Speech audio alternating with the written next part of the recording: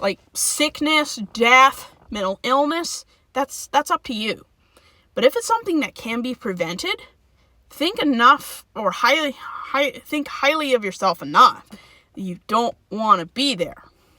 And if you don't, then find people who can help you. And it is true. When you leave, it is the most dangerous time. But from what I've encountered with women who have fled abusive relationships, the potential of dying is better than living every day in the horrible hell they find themselves in. Because the idea of hope of getting out and being free is worth their lives. It's so much better to risk your life trying to get out than to stay, and you're almost assuredly gonna die. Because abuse always escalates. And I'm not saying it's easy to leave, and I'm saying on average women return anywhere from 7 to 9 times. But if you can, find someone who can help you get out. And that's why I love being a medical professional. It is my job, my privilege, and my responsibility to help protect people against themselves or against other people. And I never wonder, should I report?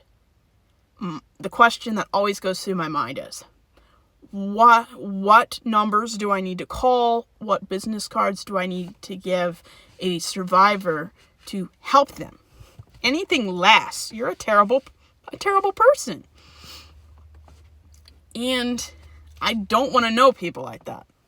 Because if I know people are covering up for abuse, I'm calling the police, because you're worse than the predator.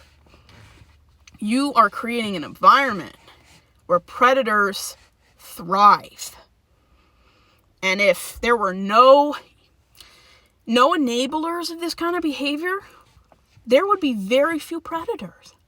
Because if there was a zero tolerance where we would string up people by their ears for doing this kind of thing, where the neighborhood would take care of these people consistently every time, very few people would feel safe enough to pray. And not much changes.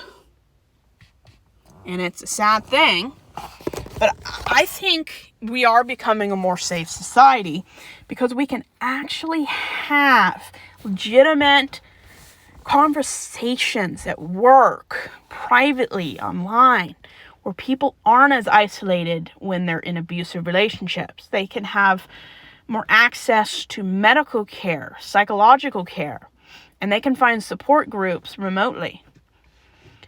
There's more talk of these things. There are foundations that can help people.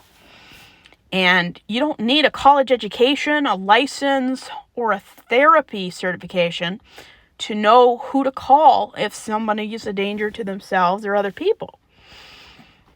It's pretty simple. Most people wouldn't attempt suicide or return to an abusive partner if they had someone insist that, no, you can stay with me and we're going to report it.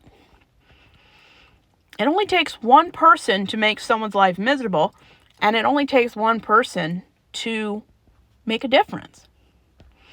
But the church, for some reason, consistently, specifically in the extreme versions of Christianity, don't want to take the positive steps toward consistent reporting, consistent accountability, and consistent excommunication of predators. And stop moving predators around. You're not fixing the problem, you're just creating new victims.